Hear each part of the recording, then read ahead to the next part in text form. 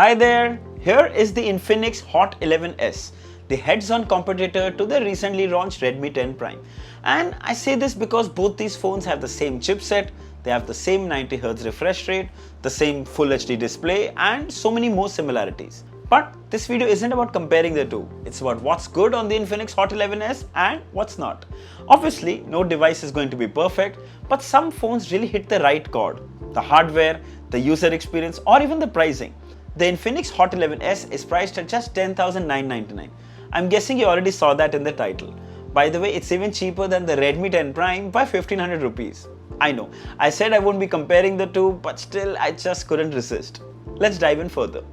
So we get a huge 6.78-inch LCD display with a Full HD resolution. It's quite sharp and surprisingly vivid for an LCD display.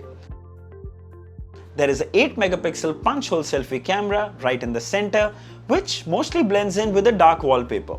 Then it comes with 90Hz refresh rate, so buttery smooth animations. But remember, this will consume more battery, but luckily there is an option in the display settings where you can select auto switch refresh rate. So it will automatically switch according to what you're using the phone for. The display is really big and you can notice a stark difference compared to the other 6-inch phones, but the good thing is it weighs just 200 grams, which is pretty impressive. The front glass comes with NEG glass protection, which is very similar to the Gorilla Glass. It's just a different company, so you don't have to worry about its durability. Talking about durability, Infinix provides a transparent TPU case and even a screen protector in the retail packaging, which would protect your device from accidental damage. Now, covers and screen guards don't actually seem like a big deal, but when you buy them from outside, you land up spending more than 500 rupees on both. So when you get them along in your packaging, it's a really good deal. The back has this glossy texture design.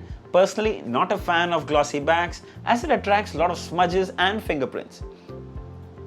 Capacitive fingerprint scanner as well, which is pretty fast and reliable. Triple camera module on the top will dual flash. Dual SIM tray with a dedicated SD card, so you can easily expand your storage up to 256 GB. At the bottom is the mic, speaker, USB-C port and a 3.5 headphone jack, which is a paradise for gamers. The earpiece on the top also doubles as a secondary speaker, so if you're playing games or watching movies, it will provide for that stereo audio experience and it sounds pretty good.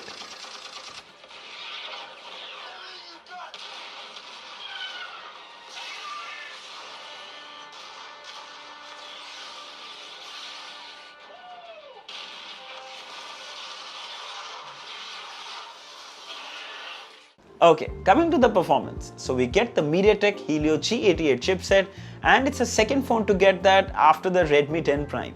It held up pretty well in my day-to-day use, opening, closing apps, multitasking, really smooth without any lag. We did run some benchmarks starting with Geekbench 5. So we get a single core score of 372 and a multi-core score of 1349.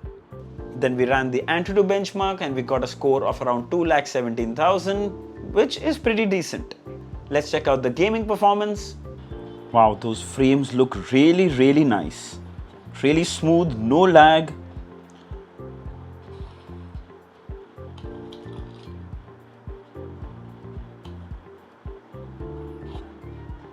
Wow, that's really smooth, not having any problems. No lag at all, you can check that out. It's really nice, no problem at all.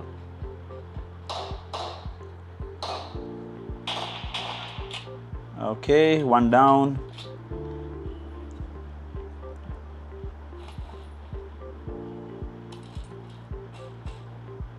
Okay, meanwhile, if you go into the settings here and we go into graphics, this is playing at smooth and ultra. Of course, you can come to HD and high, so you can choose between smooth and ultra. I always prefer smooth and ultra. Oops. Am I being shot? Yeah. Okay.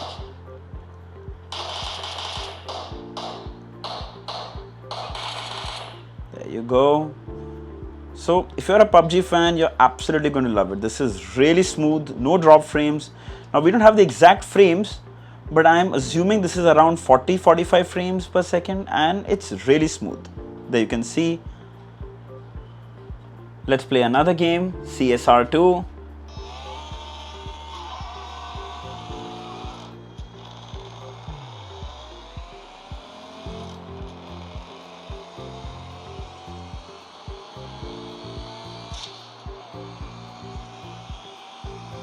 Wow.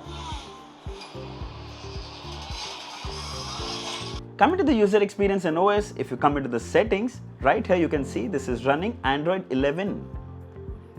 There you go. And it's running on the XOS UI. Now this is a 4GB RAM, 64GB storage variant, and one of my favorite parts of the Infinix phone is this e-warranty card, where you can register with your details and you can use the e-warranty when you're visiting the customer care. So a physical bill is not required. It's just so convenient. Coming back to the UI, it's packed with features. Wallpapers, themes, game mode, it's just completely packed. But the only thing that I didn't like about the OS is that it's got too many unnecessary apps that we call bloatware.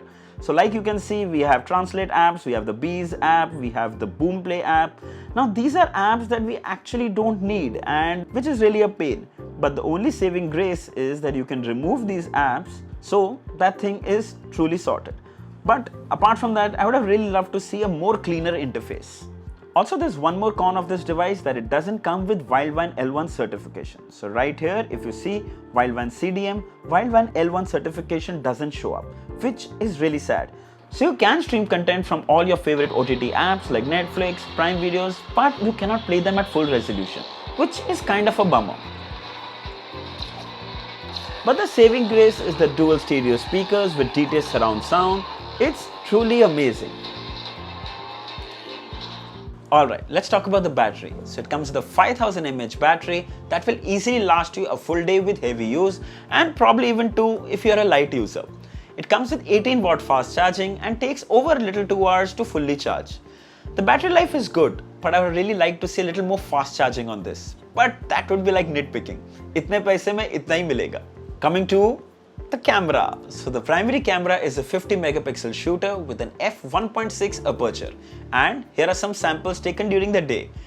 Really good images, excellent color reproduction, impressive dynamic range, and they're just so clear. I can easily say it surpassed my expectations. And here are some taken at night, and they were just amazing. Here are some portrait shots taken from the rear camera.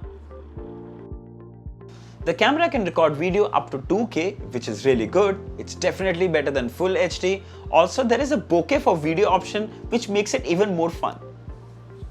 Here are some images taken from the 8 megapixel selfie camera.